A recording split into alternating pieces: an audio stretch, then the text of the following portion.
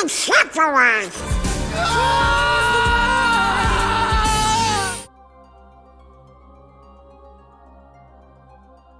Hey everyone, how's it going? As I'm sure you all know, Final Fantasy's iconic villain Sephiroth has made it to Smash to everyone's surprise. This caught nearly everybody off guard and shook the landscape of Smash speculation as a whole. Since Sephiroth's recent inclusion, the question on everyone's mind regarding one of the most requested characters is Sora now deconfirmed. Can Sora still even come to Smash after Sephiroth? Well, for the short answer, yes, anything can happen, but in my personal opinion, I have lost some confidence. Alright, now hold on, relax, don't freak out yet. First, before you say anything, remember that Sora is not officially deconfirmed until the very last character is revealed, and Sakurai says, "That's it, I'm done, here's another Fire Emblem character, peace out." Don't get me wrong, I have not given up on the Sora dream, but I do think everyone has to understand that there's an extra bump in the road now, and that might just be it. Personally, I've tempered my expectations, and I suggest other Sora fans do that, even if it's just a little bit, given this new circumstance. Even though I have some doubts, in this video I will give you reasons on how Sora can still come to Smash. I still think he has 6 strong things still going for him that we'll get into later in the video. Now, a lot of you may know me from this video. It's a little dated, but there are still some good arguments in it if you want to check it out. This was 8 months ago, before we even knew Min Min would be the ARMS character. There were 5 characters left, and there were other hopeful signs such as Kingdom Hearts potential installments on the Switch, and the relationship between Nintendo and Square. Because of that, I thought there was plenty of hope to be had. Now, 8 months later, we're in a pretty different era of speculation. I always want to be honest with you guys. Back then there was a ton of hope, and since the events that happened in between, I've lowered my expectations. This shift in my mindset really is jarring because no one expected Sephiroth to make it in, especially not me. You can't have Sora without Disney, but you also can't have Cloud without Sephiroth, and that's what we got.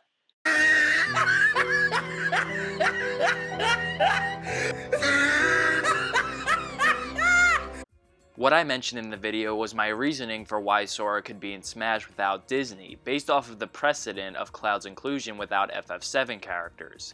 But now that Cloud's series is properly represented, perhaps the scenario is that they didn't want the Disney characters, so it wasn't worth it to underrepresent Kingdom Hearts the way Final Fantasy was. That's something we really can't know for sure, but I will discuss it in depth in a later video. My theory on Sora coming in without Disney was contingent on Cloud coming in without FF7 characters, so unfortunately that argument is not very strong anymore. While Sephiroth is a fantastic inclusion himself, you can't deny that as a Square rep he really cut the line over here. Sora, Geno, Chrono, Neku were all characters I expected were more likely than Sephiroth. Which leads to one of my first doubts. Is Nintendo even picking these characters for the fans? I know that Steve was very popular, but I still feel like out of all the DLC characters so far, the only heavily requested fan character we received was Banjo. Now that's not to say these characters aren't great and that there aren't tons of people happy with them. Joker is probably my favorite character in the game, but case in point, most of these characters were not heavily requested. When you consider that, and the way they just threw Geno away, I'm not sure if we can expect super heavily requested characters based off of the ones they've already picked. I think Nintendo's strategy to keep Smash Ultimate alive is to pick characters that keep subverting expectations, like Sephiroth. Sora is one of the most heavily requested characters, but luckily for us, a lot of people don't expect him based off of Disney, so perhaps Sora would fit the mold for subverting everyone's expectations. Quick side note, how did Cuphead get more respect on his name than Geno did? Seriously, there has to be an explanation. Even if the music track was too much, they should have at least given him a head. But to get back on track, my real doubts come from the fundamental aspects of Sephiroth's character being so similar to Sora's. Both were created and initially designed by the legend himself, Tetsuya Nomura, and I think there's an argument to be made that the characters share a universe. Sephiroth is literally a character in Kingdom Hearts. It's not just a cameo or reference, he is part of the narrative, has made multiple appearances throughout the series, and has his own boss fights. While other Square characters like Hiro and Geno wouldn't have infringed too much on Sora's uniqueness, I feel like Sephiroth is really in that corner of Square's IPs that Sora's in too. And so because there's presumably only 3 characters left, how can we expect another Nomura character from the same ish universe as the one we just got when there are so many other likely candidates? Just for how many characters there are for so few spots, it seems like if they were going to do Sora, they wouldn't have done Sephiroth. However, these are all made up fan rules, nothing is concrete. Sora can still happen. Now I'm not gonna lie to you, I think what we discussed were all valid arguments, but even though I have my own personal doubts and I'm setting my expectations lower, I still think Sora's in the running. So I'm going to give you guys what are, in my opinion, 6 strong things Sora still has going for him if he wants to be one of the remaining fighters in Fighters Pass 2. So let's jump into it. So the first point is that Sora did not turn up as a Mii costume when Sephiroth was revealed. While this is a good sign, I'm not as hyped about it as others are, just because I think the idea of Sora ever being a Mii costume is kind of absurd. I just don't see them going through all the trouble with Disney just for a Mii outfit. In my opinion, Sora is either in as a character or not in at all. What I could see happening one day is maybe some music tracks.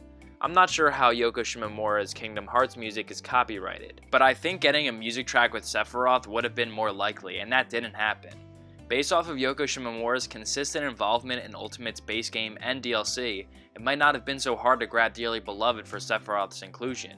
So while it's not the strongest reason on this list, no Kingdom Hearts content with Sephiroth is a good sign. The next point is something I think is really strong, and while it may not be the most concrete thing on the list, it is what gives me the most confidence. That is, in my opinion, if Sora would ever come to Smash, he would have to be the last character of the game.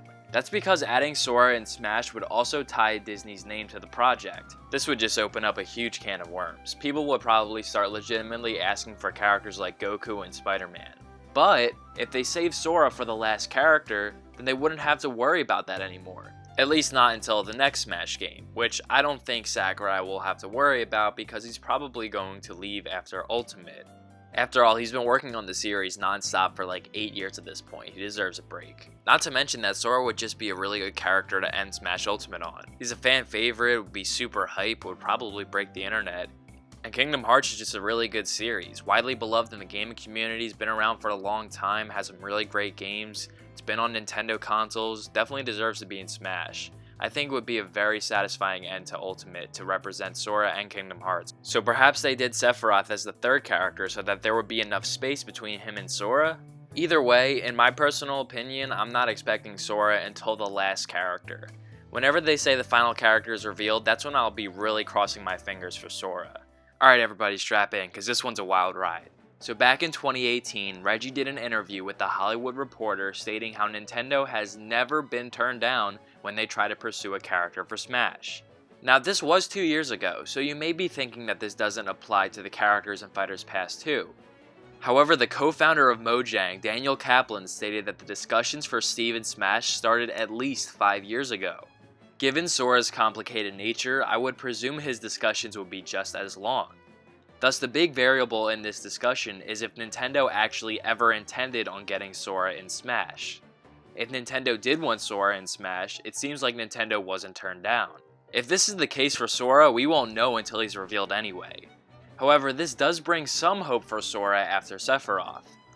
That's because I've seen people say that the Sephiroth scenario was just a failed attempt at getting Sora, and Sephiroth was the backup plan. If what Reggie says is entirely accurate, that kind of debunks the theory that Sephiroth was just a failed Sora attempt. It's likely that Sephiroth was always planned, and we still have to wonder whether or not Nintendo wants Sora in Smash to begin with. Now, I don't want to get anyone's hopes up too much, but if Sora's getting in, he would have likely been in talks long enough for Reggie to know about it. Sora's pretty popular, and if they wanted to get him in, it seems like Disney wouldn't have turned them down. So that might give you some personal hope. But just keep it in the back of your head. It's possible Reggie doesn't know every in and out of Smash development, so it's nothing too concrete. What I really want you to take away from all of this is that the scenario where Sephiroth was a failed attempt at Sora is probably not true. If Sora doesn't come to Smash, I think the more likely scenario would be that Nintendo did not pick him. So right now we just have to wonder if Nintendo wants Sora in Smash in the first place. But for my next reason, let's just say that Disney actually did deny Sora, and Reggie's throwing us off the trail. It's alright, Reggie, you're still a king. But what if Disney denied Sora at first, then was like, the Switch sold how much? We're in, and then they came running back. Wouldn't that explain the bonus character and the Fighter's Pass? The way they revealed that extra fighter feels like it was a last minute addition. Maybe it was because Disney changed their mind about Sora and Smash. While we're on the topic, I wanted to address something that I see a lot of people concerned about. This involves the idea that if Sora got to Smash, Disney would try to buy Nintendo. Now, I'm not a business expert, so I don't know for a fact how valid that sentiment is. What I do know is that Disney already works with Nintendo and has been doing so for years. Now, of course, Smash is much more significant than Disney Magical World or Tsum Tsum Festival, but what evidence do we have to say that this would immediately make Disney press the Add to Cart button? Not to mention that we already have an example of Disney working closely with a video game company without taking advantage of the studio, and that's Square Enix. Square has provided Disney with pretty much their only successful video game franchise. Most of Disney's own gaming franchises have faded away, except for Kingdom Hearts. Taking into account how valuable Square is for Disney's gaming presence, you would think if they were trigger happy for buying companies, they would do it to Square. I just think it's an extreme without too much precedent, so unless I'm missing something, Disney would only see this as another collaboration, much like their past collaborations with Nintendo. And if you think the Nintendo Universal Park would be an issue, I wouldn't be too worried about that, because you know who else has a Universal Park? Marvel. To get back on track, the next reason is probably the most common one I've seen, that being the World of Light and the canonical connections to Sora's character. In the Smash canon so far, Sephiroth defeats Galeem, pretty much the most powerful villain in the Smash universe. So who can help Cloud defeat Sephiroth? Someone who's already fought and defeated Sephiroth, which is Sora. Now I like this theory, but there's not too much weight behind it. This is really just stuff we can look back on and understand it retrospectively, rather than it being definitive proof for why Sora is the last character. After all, there are plenty of characters that could be woven into this storyline of having to beat Sephiroth, even if Sora would be the best one. What I do think is quite compelling are the Kingdom Hearts canonical coincidences. In Kingdom Hearts 2, Cloud and Sephiroth fight each other. They have a big cutscene brawl out and then disappear to a place that we still to this day do not know. This prompts Sora to say, Cloud went to fight a great battle. A great battle, huh? Like the Great Battle of Smash Bros? Now obviously, I'm sure Nomura did not have this planned 14 years in advance. Or did he? Nah, he probably didn't. However, I don't think it's too far-fetched for them to work this coincidence into a possible Sora inclusion.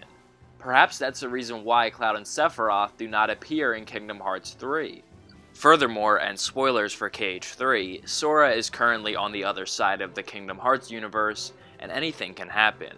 I could totally see Nomura making a Sora and Smash inclusion canon to the Kingdom Hearts story. Not explicitly, it's not like they would say it in the games, but us as the audience would know that while Sora was waiting for Riku to save him, he spent some time in the World of Light fighting Sephiroth with Cloud. I think that would be amazing, and would work so well with where they're at currently in the Kingdom Hearts story. And finally, the last strong thing Sora still has going for him is that it's never over until it's over. Look, I think we can all agree that Sora has a lot standing in his way, but does Sephiroth really impact Sora's chances? There are few people that could truly answer that question. The Smash team could always surprise us, just as they've been doing for the whole time, but they have also been making hard choices, leaving some characters behind. But again, it's not over until it's over. So for all Sora fans, I do suggest you temper your expectations. But I also want you to have some hope while there's still a little left. Try to put yourself somewhere in the middle. Be prepared if it doesn't go your way, but also be hopeful that it does. Even if it doesn't, at least you had fun dreaming about your favorite character in Smash while you still could. Remember, it's just a video game after all, and Kingdom Hearts has a very bright future ahead, regardless of if Sora's in Smash.